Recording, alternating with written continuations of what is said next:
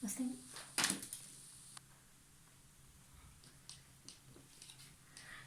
Осы біздің қазір балалар үйде отыр.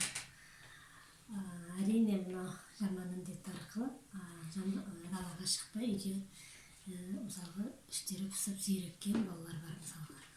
Соларды ойластырып біз Нұра екеуміз мынандай баскетбол ойын жасадық. Мысалға мына қолымдағы не арқылы, қағаз арқылы ойыншықты былай лақтырамыз. Мысалы допты сол кезде мынау доп мына жерге түсіп баскетбол сияқты ойын ойнауға болады. Енді ол ойынды мысалға мына оригами кітабынан біз алып отырмыз. Ол үшін бізге мынандай әртүрлі түсті қағаздардың 2 қағаз керек. Біз мысалы мынау допты қағып алу үшін жаңағы волейболдың несін қағып алу үшін қағазды қызыл қағаз алатын болсақ, ал допты лақтыру үшін жасыл қағазбен пайдаландық. Енді осыны қазір жасау үшін мына екеуміз сіздерге көрсетеміз. Ал енді біз бастаймыз.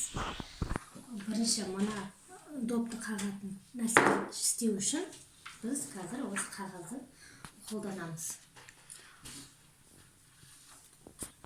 Оны мынау арқылы жасаймыз. Бір жерден бастаймыз. Оны біз қағазымызды үшбұрыштылар бүктейміз. Үшбұрыштылар бүктейміз.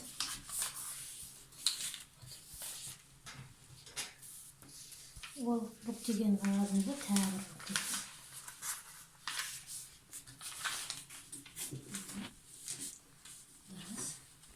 Енді қағазымызды ашамыз. Сол кезде мынандай сызық, 2 сызық шығу керек. Енді ол қағазымызды былай қойып,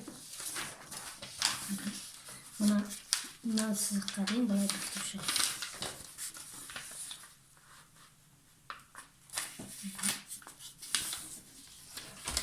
Енді мынау сызық арқылы біз мынау қағазымызды үшбұрыштылап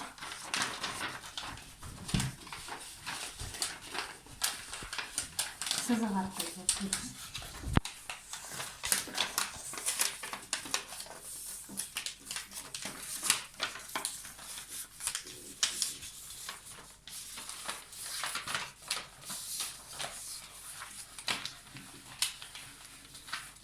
Мындай үшбұрышты шығу керек.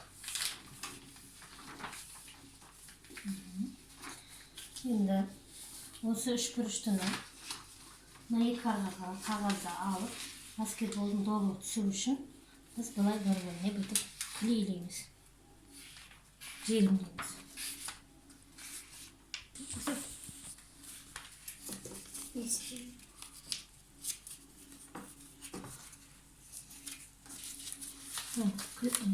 Желімді былай жағып, мынау неге мына жақтағаны кіргіземіз қағазға. Онда ол желімделеді. Енді мына тұрған шеттегі қағазды былай бүктейміз.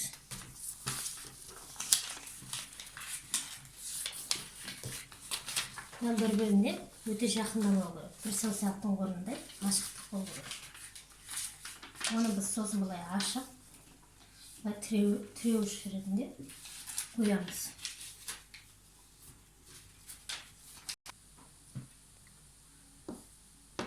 Қойдық. Енді бұл доп түсіретін дайын болды. Енді екінші біз мына жасыл түсте жасалған допты лақтыратын жасаймыз. Бұны жасау үшін тағы біз басқа түстен қағаз аламыз. Енді біз мынау қаққышты жасау үшін біз мынаны қаламымызды үшбұрыштылап бүктейміз. Біз өзі әрқашан оригами жасаған кезде көбінесе үшбұрышты бүктеуден басталады. Енді біз мына артқы қағазды мына жердегі қағазды былай кесіп тастаймыз. Сызық арқылы.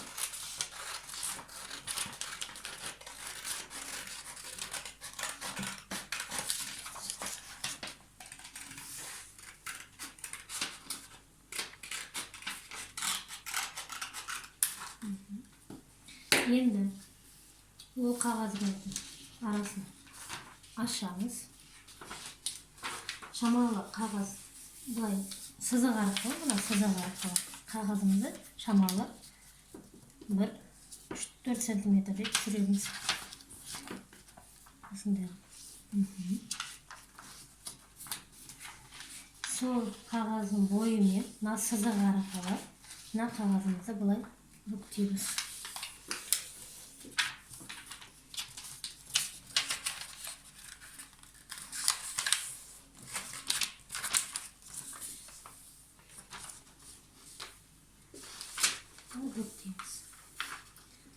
Енді осы бүктеген қағазымыздың, оны бірінші бүктеген кішкентай шағын қағазды алып шығамыз.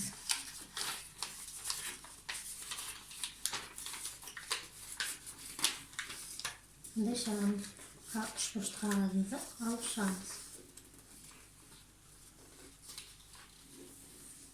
Қағазды ортасындағы сызық арқылы мына қағаздың былай ұзыннан бүктейміз.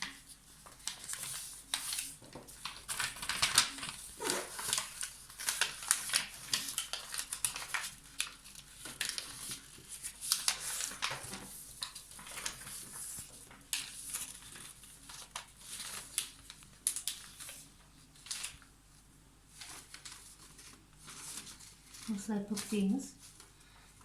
Енді осы бүктеген қағазды осы мынау дөңес жағын қоямыз да теріс қарап. Сосын қағазымызды шалқайтып, мына үшкірге дейін қағазымызды былай қайырып бүктейміз. Үшбұрышқа дейін бүктейміз. Үшбұрышқа дейін былай бүктейміз.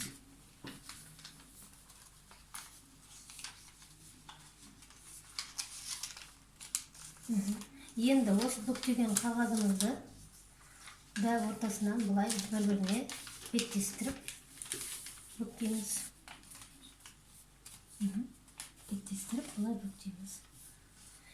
Енді осы ортадағы мына қағазды, мына іштегі қағазды былай тартамыз өзіне қарай. Сонда мынау сызыққа дейін тартып қойып, сосын былай сызамыз. Сонда мына жерде екі сызық тұру керек. Мына жердегі тартылған жіпті қағазымызды былай көтереміз сызыққа дейін. Сонда мынандай көтерілу керек мына қағаз. Енді мынау жаңа баскетбол ойнау үшін доп түсетін мынандай кішкентай үшбұрышты қағазымызды мынандай ашамыз. Енді ол қағазымызды былай шалқайтып бүктейміз.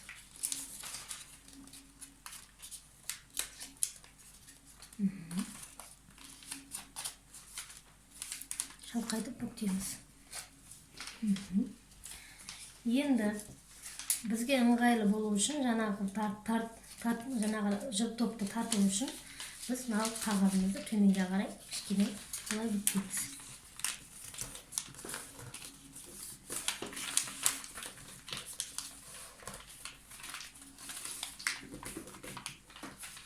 Сонда мынау ұстауға ыңғайлы мынжыр.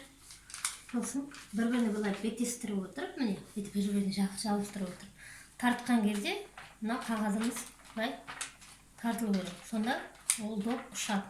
Мысалға біздің жаңа кесіп тастаған қағазымызды мысалға шетінен былай кесіп алып, мысалы екеуміз алмастыруға болады, иә? Мысалы добымыз көріну үшін осылай доп болсын, оны доп қылдырып былай қолмаңға бүктеп, шамалы шағын доп жасауға болады. Әрі моториканы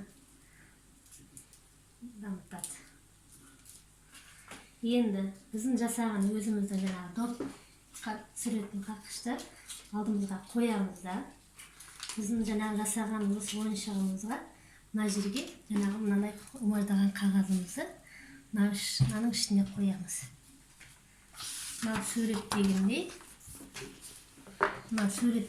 қараңыздар. Мына суреттегендей міне мынау қағаз лақтырған кезде мына қағаз ұшып барып мынау неге жаңағы біздің жасаған доп мынаның ішіне түсу керек. Сол кезде сен жеңдің деген сөз, иә? Енді қараңыздар. Енді түсірсең, ол жеңдің деген сөз. Осылай лақтырамыз. Осылай ойнауға болады.